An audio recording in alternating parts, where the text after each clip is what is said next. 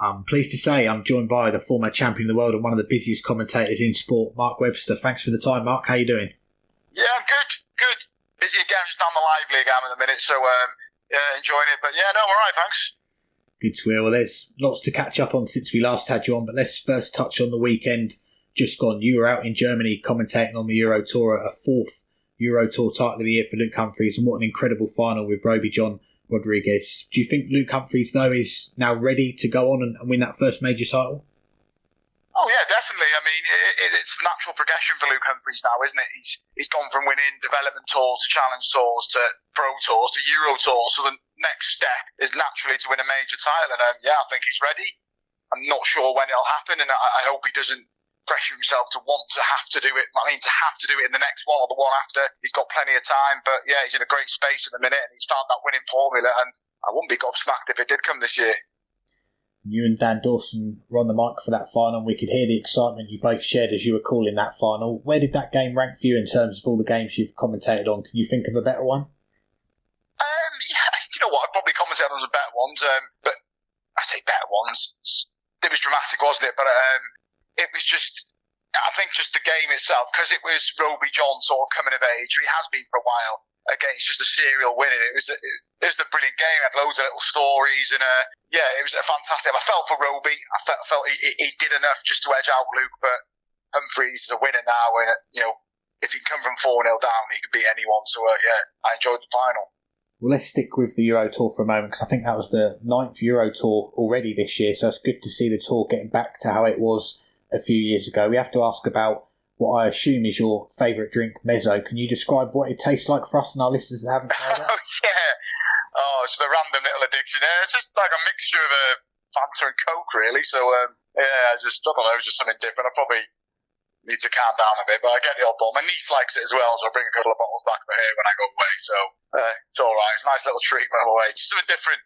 And no one else likes it as well, so it's handy. So I kind of get the stock to myself. Definitely sounds different. Well, we've only just crossed the halfway point of the year, but already there's been so much darts in 2022. There's been talk about players managing their schedule, but what's it been like for you as a commentator, juggling your work with Sky, ITV, PDC, the seniors, the Live League this week? It's certainly kept you busy. Yeah, it does, but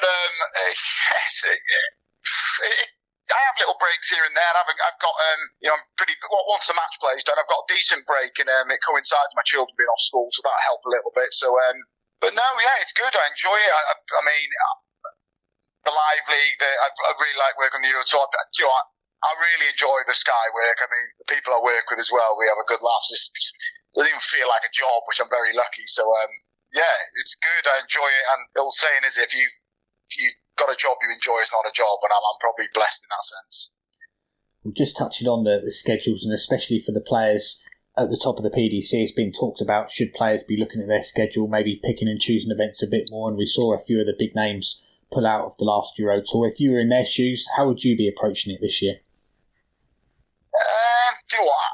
I'm sitting here now thinking, if I'm playing well, I want to carry on playing and keep winning, but then I get the flip side of there's a big tournament around the corner. If you tick the box for the European Championships, do you need to be having Trier?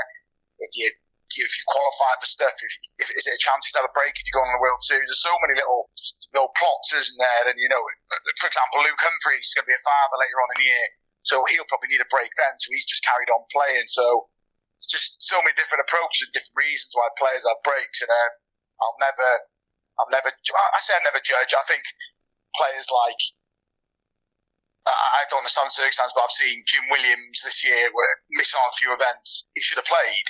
I mean, obviously he's probably got his own business, got a family, but he's committed to the PDC, and I really like Jim, and he's making good strides. I think he should have gone to some of these he's missed, but his decision. But it's a completely different circumstance for every player, isn't it?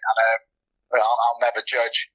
And if it helps you, if it's going to help you, if you think it's going to help you later on in the year, then why not have a break? Well, this year we saw the return of the Premier League back to its regular Thursday slot, the 4-month roadshow across Europe, but this time with a new format. And I think you put on Twitter that the Premier League needed a shake-up. So looking back on it now, how did you think the new format went? Yeah, it went well. I mean, I think if you've got a ticket in the audience, you much prefer you've got a proper tournament. You're going out and watching an event. I suppose there's that element if you're watching at home, but it needed a change, and I think they got it bob on, and it was illustrated the change because every single player won an evening, and yeah, I thought it was a great event. I was pleased with Joe, obviously, a bit gutted he didn't win it, but I thought the change that was needed, and the PDC rarely get stuff wrong, and they got it bob on this time. Barry Herney said on our show recently the new format is here to stay for next year, but could you see it maybe being tweaked in any way, perhaps? Maybe include more players, or do you see it staying as the 8 players? You know, if you can get other players in, it's great, isn't it? We all like to see a few more players, but it's just not as easy as that, is it? It's and it was always going to stay for a bit, wasn't it? You don't do something for 1 year and just leave it, and it's been successful, but it's the pressure cooker of players trying to qualify now. It's so hard. It was hard at 10, but it's 8 now, so you've really got to go some to qualify. But no, I liked it, and yeah, it's always going to stay for another year, and well, PDC don't stand still. If it needs a tweak again in a few years, I'll do it again, and so on and so on. You've got to move with the times, and I think by doing this, they have done. Away from the PDC, we've seen the World Seniors debut this year. We've just had the third event on TV. You commentated on the first 2, I think. 4 events already confirmed for TV next year. What did you make of the first year of the Seniors? Yeah, it's been good. I mean, particularly the perfect one for me. It was just a venue I'd never been to, so it was nice to go there. And I thought that was fantastic. But just to see, you know, some of the players returning, and then, you know, stories like Richie House and Colin McGarry as well. I haven't seen him for ages. The last time he was on telly, I played him. So we won't get to bring that up. Yeah. You didn't mention I got through the group, did you? No. But no, I've liked it. I've enjoyed it. And obviously you need an influx of new seniors. I mean, I personally love to see Wayne and Lloydie get involved when they're old enough, so we'll see what happens. But no, I like the concept. I think it's been okay, and yeah, I hope it continues. Yeah, it'd be good to see both of them in, because we get a lot of tweets asking us why they're not playing in it, but just not old enough yet to play in it. I know. I mean, you wouldn't believe looking at them, but no, they're not old enough. But no, they'd be great additions. Well, we should touch on as well, you mentioned it, you're back commentating on the Live League this week. You've just finished the first session of the week. What's that like to commentate on? Because I guess it's a lot different to your other gigs, a lot more games, and you're going solo as the lone commentator as well. Yeah, it's something different. I don't mind it really. It's completely different players. You know, you've got to do a bit of research and stuff. But no, I like it. It's another test for me. You know, commentating on your own, it's just another box to tick. And yeah, it's a quick turnaround as well. The games come thick and fast. Quick games, obviously best of 7 as well. No, but it's different, but I like it. Well, let's get on to your darts, and we've gone long enough without mentioning your 170 finish in an exhibition in Germany a few months ago. Potentially an outsider for our Checkout of the Year award, but just talk to us about that. How many times have you watched it back now, and how special was that moment? What do you mean outsider? You close the book now. It's one. Do you know what? It's one of them. I'm telling. I can't remember what I was telling. I was practicing in the back room. I was having a stinker, you know. I was changing stems, changing flights. I was like, what's going on here? I couldn't get used to anything. Because I was only playing a little exhibition match in the pairs. That's all I played. And yeah, it was just one of them. It just clicked into gear. You try things like that in exhibitions. You occasionally come off, and I was just lucky that there was a video camera on it when I did it. But no, it was good fun. And it was...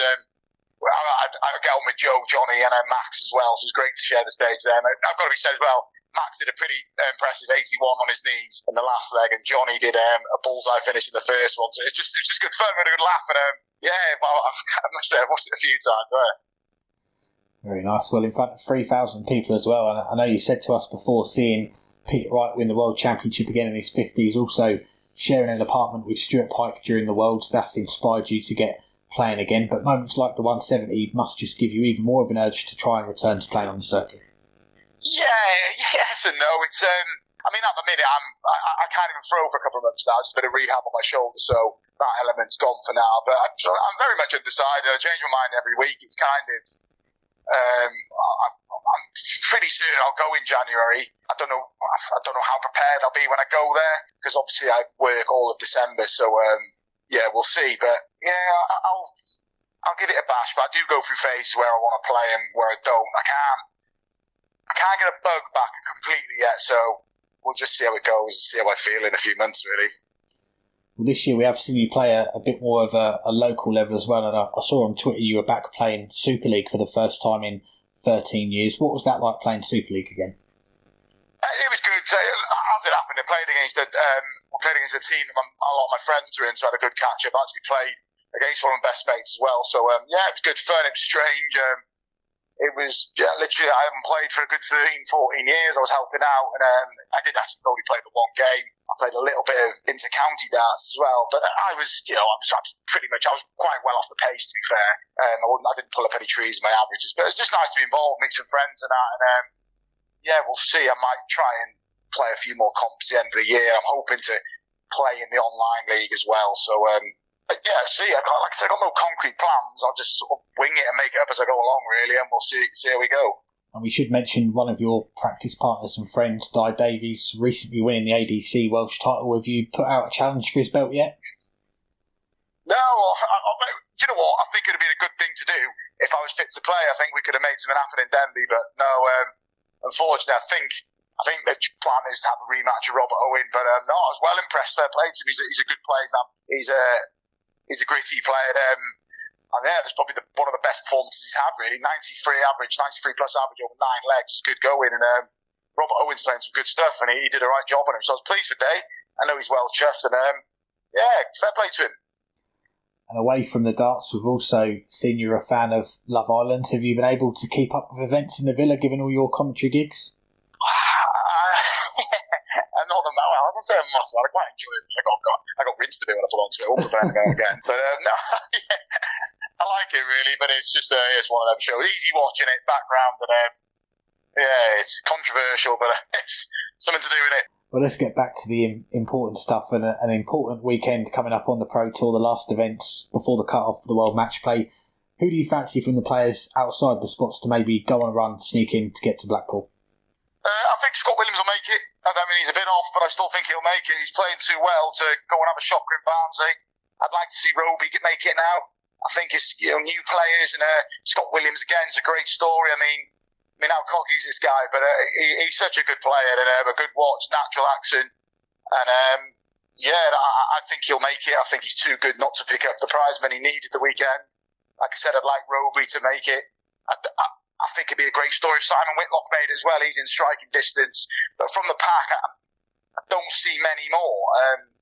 I think the entry's quite complete.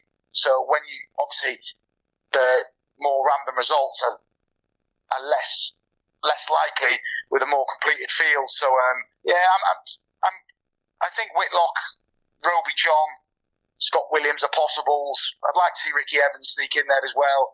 But it's a nervy weekend, and there's not a great deal of spots about what it is, but it's going to take some big victories. I mean, obviously, I'd love to see Josh Rock come from the pack and make it as well, but I'm asking a lot. But it's going to be exciting and intense, and there'll be opportunities, and there will be someone in the spots come Sunday and they fall out, and it's just the way it is. But it's a bit of a brutal weekend, but such a rewarding weekend as well. £10,000 just being in a match play, so massive weekend.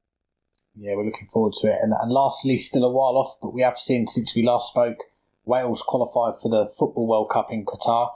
First World Cup in a long time. Do you think Wales will do enough in their first 2 group games to get out of the group, seeing as they'll probably lose to England in their last game?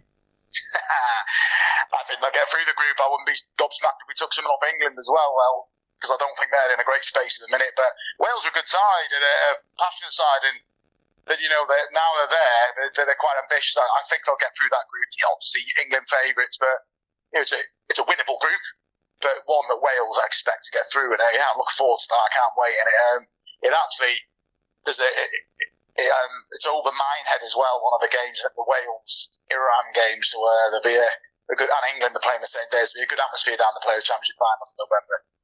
Good times. We're looking forward to that. Well, plenty more to come before then, Mark. It's always a pleasure to get you on and catch up. We appreciate the time and wish you all the best with everything you've got on for the rest of the year. No, anytime. Thank you, Alex. Cheers.